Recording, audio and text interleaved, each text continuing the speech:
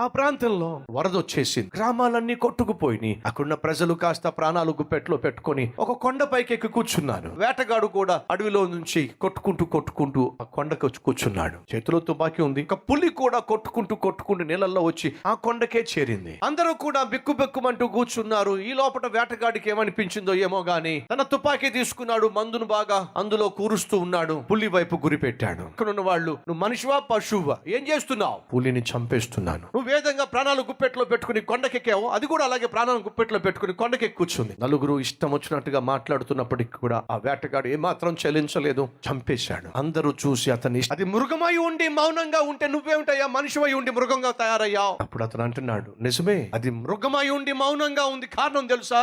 చుట్టూ ఉన్న వాతావరణము బాగోలేదు గనుక, అది కూడా కష్టంలో ఉంది గనుక, దానికి కూడా ప్రాణాపాయం ఉంది గనుక అది మౌనంగా ఉంది. ఈ నీళ్లు వెళ్ళిపోయిన తర్వాత దానికి ఆకలేస్తుంది. నువ్వేమో బ్రేక్ఫాస్ట్, వీడేమో లంచ్, నేనేమో డిన్నర్. ఆ అపాయము తీరిన తర్వాత అది మృగమై నన్ను తిని పడేస్తుంది. పసిగట్టేశాడు ప్రమాదాన్ని. ఇదే దేవుడు ఆశిస్తున్నాడు. నీ జీవితంలో, నా జీవితంలో కొన్ని పాపిష్టి అలవాట్లు మిగిలే ఉండి ఉంటాయి. ఈ రోజు నువ్వు త్రాగడం లేదు, ఈ రోజు నువ్వు తిరగడం లేదు, ఈ రోజు నువ్వు పిచ్చి వేషాలు వేయటం లేదు, ఈ రోజు నువ్వు సుఖభోగాల కోసం పరుగులు తీయటం లేదు. ఎందుకని? ఎక్కడ బ్రదర్, ఉన్న అప్పులే తీర్చుకోలేకపోతున్నా. ఓకే, అప్పులు తీర్చేస్తే చూడాల్సినవన్నీ చూద్దాం, తినాల్సినవన్నీ తిందాం, వేయాల్సిన వేషాలు వేద్దాం. అంటే మరి ఇప్పుడు డబ్బులు లేవు కాబట్టే వేషాలు వేయటల్లా, ఆరోగ్యం బాగోలేదు కాబట్టే పిచ్చి తిరుగుళ్ళు తిరగటల్లా. ఒకవేళ ఉంటే అట్లా నీ బ్రతుకు కుక్కతో ఒక వంకరలాగా, నీ బ్రతుకు వంకరేగా. ఏ పాపాన్నైతే చేయకుండా మౌనంగా ఉన్నావో, నీ అనారోగ్యం కావచ్చు, నీ ఆర్థిక సమస్య కావచ్చు, నీ కష్ట నష్టాలు కావచ్చు, ఒకవేళ దేవుడు కనికరించి నీకు అన్ని ఇస్తే మళ్ళీ పాపం జోలికి వెళ్తావా? అలా నిన్ను ఆకర్షించే, నిన్ను నీ జీవితాన్ని నాశనం చేసే